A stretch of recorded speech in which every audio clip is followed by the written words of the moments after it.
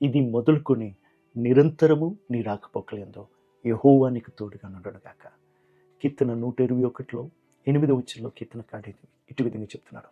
ఇది మొదలుకొని అని ఎందుకు చెప్తున్నాడంటే, ఎప్పుడైతే మన యాత్ర సియోను వైపు ఉంటుందో అది మనోహరమైన మార్గమై ఉన్నది. ఈ యొక్క యాత్ర సియోను వైపు కాక ఎరుకో వైపు ఉంటే ఎలా ఉంటుందో యేసుక్రీస్తు చెప్పాడు. అది దొంగ చేత దొంగిలింపబడి కొన ఊపిరితో కొట్టబడినప్పుడు మంచి సమరయుడిగా వచ్చి ఆయన లేవనెత్తి ముందుకు తీసుకువెళ్ళిన దేవుడు అయినాడు. దేవుడు అదే దేవుడు మన రక్షకుడని, మన ప్రభు అని ఆయన వైపు చూస్తూ ఈ ప్రయాణం ఎప్పుడైతే అటువైపు వెళ్తుందో ఇవన్నీ కూడా భద్రత, సంరక్షణ మన చుట్టూ దేవుడే ఉంటాడు. ఇక్కడ ఏమని వాక్యం సెలవిస్తుందంటే, ఆయన నీడగా ఉండి నీకు నీడగా ఉండి పగలు ఎండ దెబ్బను, రాత్రి వెన్నెల దెబ్బను తగలకుండా కాపాడువాడు.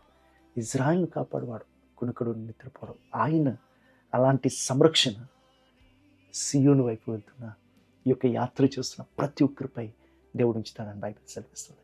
మనందరికీ తెలుసు, వారు బాకాలోయల గుండా వెళ్ళిన తొలకరి వానతో దేవుడు వారిని దీవించిన అని బైబిల్ సెలవిస్తుంది. కాబట్టి మన ప్రతి మారాను మధురంగా చేసే దేవుడు, మన ఎదుటున్న ప్రతి సముద్రము దాంట్లో మార్గాన్ని చేయగలిగిన వాడు, ఇరుకును పడగొట్టగలిగిన వాడు ఆయననే మనం ముందు పెట్టుకొని ఆయన వైపే మనం ఎప్పుడైతే ముందుకు వెళ్తామో వీటన్నిటినీ దేవుడు మన పక్షంగా చేయవాడై ఉన్నాడు. ఎందుకంటే ఇది మొదలుకొని నీ ప్రయాణం ఇంకా మొదలు పెట్టలేదమో ఆయన వైపు మొదలు పెట్టండి. ఆయన వైపు చూస్తూ ముందుకు వెళ్ళండి. ఆయన నీతిని, రాజ్యమును వెతుకుతూ ముందుకు వెళ్ళండి. ఇవన్నీ మన వెనుకన అవే పరిగెత్తుకుని వస్తాయి. Praise the Lord. ఆమేన్.